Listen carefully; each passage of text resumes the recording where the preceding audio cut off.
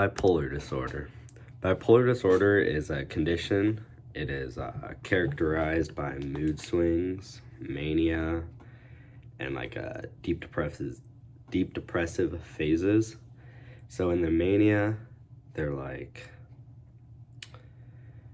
it's the highest of highs. Sometimes they'll be fast to get irritated in the mania, but then they'll go into a deep depressive phase soon afterwards, typically, and like that it can last anywhere from a day to weeks, and they'll just stop taking care of themselves, and they can just stop caring about life entirely.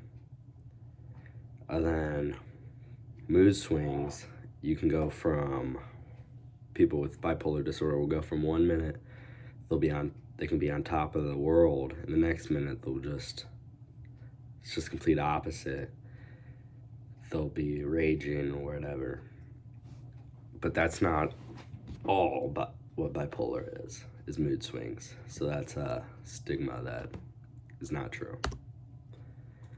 Then the possible causes, the biopsychosocial, is it can be genetics, it can be passed down, it can be passed down, or then there's trauma. If you were abused as a child, abused from a young age, if you were neglected, even a death of like a family member that was really close to you, like a parent, it can help to trigger and develop the bipolar disorder. But the causes of psychological illnesses are not 100% researched all the way and found out their exact causes, but those have been proven to be reasons that it can develop.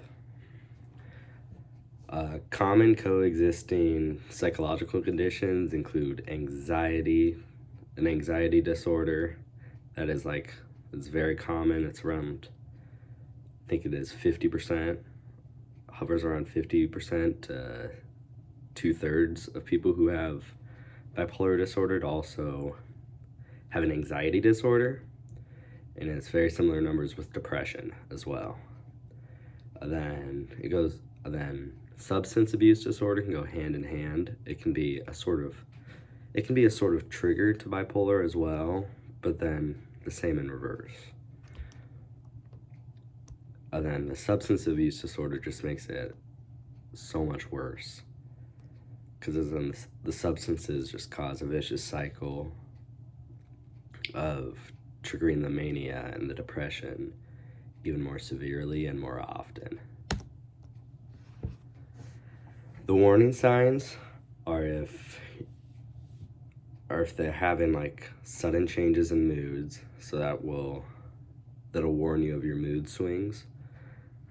So if they are in long depressive states, if they take bad care of themselves, that can be a warning sign, because that will point towards your long depressive states.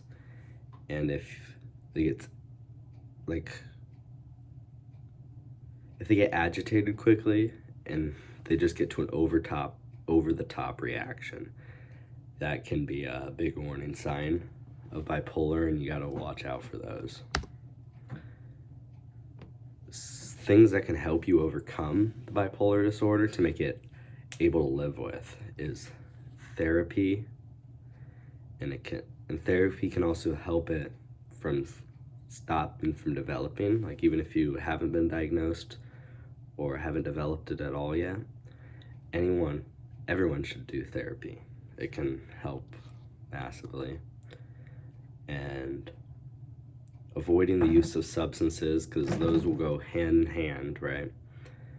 And then if you avoid social media use altogether, especially if that's something that triggers a lot of stress in your life, it is best to just completely cut it out.